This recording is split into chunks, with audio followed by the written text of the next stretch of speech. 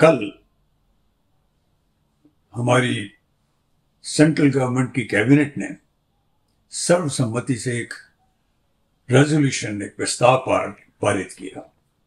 प्रस्ताव में मोदी जी की प्रशंसा करते हुए मंदिर की स्थापना, उसके संबंध में एक प्रस्ताव पारित किया गया, जिसे राजनाथ सिंह जी, हमारे डिफेंस मिनिस्टर साहब, ने प्रेजेंट किया था। और वो क्या था? उसमें कहा गया कि 1947 में तो भारत का शरीर आजाद हुआ था। The body of India became free in 1947, 15th August. लेकिन भारत की आत्मा स्वतंत्र हुई 22 जनवरी 2024 को। The soul of India became free on 22nd January 2024. एक ये घटना। दूसरी पर मुलाहिजा फरमाइए, बीजेपी के एक एमपी हैं मनोज तिवारी साहब, वो एक मंदिर से हमें गए जहां पे भगवान राम की प्रतिमा थी, उसके बगल में ही मोदी साहब की तस्वीर बनी हुई है, चित्र बना हुआ बड़ा।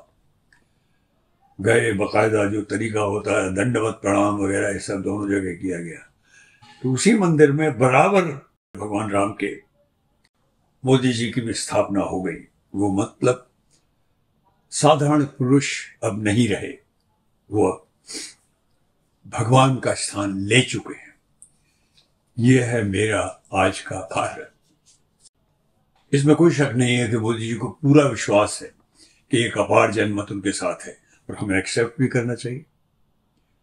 जो जब इलेक्शन होते हैं, जो परसेंटेज आती है वोटिंग, उससे जाहिर है कि 40 से थोड़ा % उनके साथ रहता ही रहता है, तो वो तो उन्हें मिलता ही रहेगा। लेकिन अगर ध्यान से सोचें मोदी जी, तो एक बहुत बड़ी दुखदाई सी बात है कि जो आपका वोट शेयर या वोटर है वो तो रहेगा, उससे आप यही अपेक्षा कर सकते हैं जो हमारे ये मनोज तिवारी साहब या कैबिनेट कर रही थी, इस तरह की चरण वंदना। लेकिन एक बहुत बड़ा वर्ग है जो चाहे बोले नहीं, उसमें ऑफ कोर्स माइनॉरिटीज भी आते हैं, लेकिन बहुत बड़ी तादाद में हिंदू आते हैं, स्वयं हिंदू, जिनमें सोचने की क्षमता है, वो बिल्कुल नहीं बढ़ रहे हैं। वो थोड़े डिस्पेयर जरूर महसूस करते हैं, एक तरह के खोने का सा भाव उनको होता है, जिनमें मैं भी आता हूं, जो अभी भी कुछ बुद्धि की बात करते हैं, उम्मीद करते हैं कि हमारा सबका स्तर ऊपर उठेगा और एक इंक्लूसिव सेक्युलर सोसाइटी, हम जिसकी हमने परिकल्पना की थी, उसको सुदृढ़ कर सकेंगे। बहुत one begins to feel a sense of insecurity, but then something vividly comes in front of you, and that is a situation like Bharat जोड़ो यात्रा। अब इसे भारत जोड़ो न्याय यात्रा कहा जाता है, जो कि मणिपुर से शुरू हुई कोई 7 दिन 8 दिन पहले। पूरे हिंदुस्तान में ऐसा लगता है, मैंने कई वीडियोस भी देखे इसके बारे में, एक शख्स है, वन मैन, वो कोई कंप्रोमाइज करने को तैयार नहीं, वो पूरे आत्मविश्वास के साथ चलता जा रहा है। भारत जोड़ो न्याय यात्रा में तो इट्स ए हाइब्रिड ट्रैवल, तो कभी कभी बस में भी ट्रैवल करते हैं, लेकिन जब भारत जोड़ो यात्रा चली थी कन्याकुमारी से लेकर कश्मीर तक, वो पूरी पैदल चले थे। इसमें हाइब्रिड है। और यहां भी मजाक देखिए, मजाक असल में हमारी अपनी इलेक्टोरेट पर है, और कौन कर रहे हैं? वो बड़े बड़े नेता कर रहे हैं। एक नेता साहब है जिनका नाम है हेमंत बिस्वा शर्मा, आसाम के चीफ मिनिस्टर। जितनी उलझने वो डाल सकते थे राहुल गांधी के रास्ते में, जो पहले से उनके लिए कंफर्म्ड अपॉइंटमेंट्स थे, जैसे एक मंदिर में जाना, उसको ऐन मौके पर रोक दिया गया, ये कहकर कि 22 जनवरी को तो अयोध्या में मंदिर में बहुत बड़ा फंक्शन है, बहुत बड़ा इवेंट है, तो ये हम नहीं कर सकते आप। और दूसरे यात्रा जाएगी बीच बाजार वगैरह से जहाँ पे अस्पताल वगैरह है, उसमें अड़चनें डाली गई, खुल के डाली गई, रास्ते रोक दिए गए, जाने ही नहीं दिया गया। काफी झगड़ा भी हुआ पुलिस के साथ यात्रियों का, उनके डंडे मार मार के उनको रोक दिया गया और उस मंदिर में नहीं जाने दिया। फिर आसाम में यूनिवर्सिटी के स्टूडेंट्स के साथ राहुल मिलने वाले थे, वो भी नहीं मिलने दिया गया। लेकिन as Rahul himself said and well said, he says, Bharat Jodo Nyay यात्रा में उसकी सफलता के लिए सबसे बड़ा योगदान खुद आसाम के chief minister mister Hemant Biswa Sharma का है। उन्होंने जितनी अड़चनें डाल रहे हैं और डाली हैं, उनसे भारत जोड़ो न्याय यात्रा और भी ज्यादा पॉपुलर और प्रिय होती जा रही है। आज एक और हेमंत बिस्वा शर्मा साहब ने एक वीडियो दिखाया अपने ऑफिस में ही सबको, उनमें एक नया ही शोशा डाला उन्होंने कि ये जो राहुल है जो यात्रा में चल रहा है वो राहुल है ही नहीं, कोई डुप्लीकेट चल रहा है। कि वो बॉडी डबल यूज किया था बास में, मतलब बास का सामने जो राहुल गांधी को दिखाई देते हैं वो राहुल नहीं होता है। राहुल अंदर में 8 लोगों को बैठने का एक उनका कमरा है, वो कमरा में बैठता है, वो उसी में लगे हुए हैं। ये है स्तर मेरे देश के नेताओं का। ऐसे में भारत जोड़ो न्याय यात्रा की जो वैल्यू है वो बहुत ज्यादा हो जाती है, because this gives me a hope for oxygen, कि अभी भी एक उम्मीद की किरण बाकी है। और इसका बहुत बड़ी मिसाल मैंने देखी, एक इंटरव्यू, बहुत खूबसूरत इंटरव्यू टेलीविजन पर, यूट्यूब पर, जो कि करण थापर साहब ने योगेंद्र यादव जी से किया। और योगेंद्र यादव ने, जो किसी जमाने में कांग्रेस के को क्रिटिसाइज करते थे, वो आज भारत जोड़ो न्याय यात्रा और भारत जोड़ो यात्रा का हिस्सा हैं, साथ चलते हैं, उसे बहुत बहुत गहरे सवाल पूछे और गहरे जवाब मिले और बहुत ही अच्छे जवाब थे।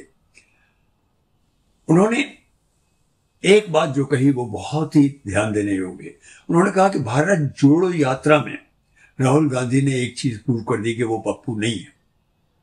दैट यात्रा primarily prove that he is a man of himself, not a Pappu, not a जैसे उसको साधारण मूर्ख समझ लेते हैं, वो नहीं है, वो गहरा आदमी है और वो भरोसे का आदमी है। लेकिन भारत जोड़ो न्याय यात्रा में कुछ और ही हुआ, एक नया आयाम। और वो आयाम क्या है? बहुत खूबी के साथ योगेंद्र यादव जी ने कहा कि इस बार भारत जोड़ो न्याय यात्रा में राहुल द विजनरी, एक विजन के साथ में एक शख्स उभरा है जो बहुत भारत की आगे आने वाली तकदीर और तदबीर सबके लिए एक विजन, एक रास्ता बताने वाला, the man of destiny I would say. उन्होंने उनसे पूछा गया कि भाई न्याय यात्रा का कॉन्सेप्ट क्या है, उसमें जो न्याय ऐड कर दी, उसके that was very necessary because now we have to get to this serious business. इस देश में बहुत अन्याय चल रहा है अभी भी, तो जो भारत जोड़ो न्याय यात्रा है उसके पीछे जो सबसे बड़ा महत्व है, सबसे बड़ी चीज है, वो है 5 न्याय की, पंच न्याय। क्या है वो? यूथ के प्रति न्याय, जवानों के या नौजवानों के प्रति न्याय, विमेन औरतों के, महिलाओं के प्रति न्याय, फार्मर्स किसानों के प्रति न्याय, मजदूरों के प्रति न्याय, और सबसे बड़ी बहुत इंपॉर्टेंट चीज जस्टिस फॉर पार्टिसिपेशन, जिसे इंक्लूसिविटी भी कहते हैं, कि जो निचले तबके के लोग हैं उनका पार्टिसिपेशन सत्ता में नहीं है। राहुल गांधी ने पार्लियामेंट में ये बात कही थी कि इतने सारे 100 के करीब जो चीफ सेक्रेटरीज हैं अलग अलग मिनिस्ट्रीज में, सीनियर सेक्रेटरीज हैं, उनमें से सिर्फ 3 दलित हैं। तो इस न्याय की बहुत जरूरत है, उन्हें भी सत्ता चलाने में पार्टिसिपेट करने का मौका मिलना चाहिए। ये न्याय सबको देना, ये ध्येय है। मुझे लगता है अभी भी उम्मीद बाकी है। मरीज अभी भी बिस्तर पर जरूर लेटा है, पर लगता है दवा दारू ठीक ही हो रही है। हम सबको जागृत होना पड़ेगा, आह्वान करना पड़ेगा भारत जोड़ो न्याय यात्रा का। ये कांग्रेस की यात्रा नहीं है, यह हम सबकी यात्रा है, चाहे हम वहां हों चाहे ना हो। ये नया भारत फिर से उठाने की यात्रा है। Let's all welcome this. And sir, let me also request you, जो हम बातें कहते हैं बड़ी, उन बातों पे ऊपर लोग आज ध्यान कम देते हैं, हमारे भी कमी है व्यूअर्स, पर अगर आपको ठीक लगते हो तो प्लीज सब्सक्राइब कीजिए हमारे चैनल को, अभी सब्सक्राइब कीजिए और शेयर कीजिए अपने थॉट्स। आज फोकस में इतना ही।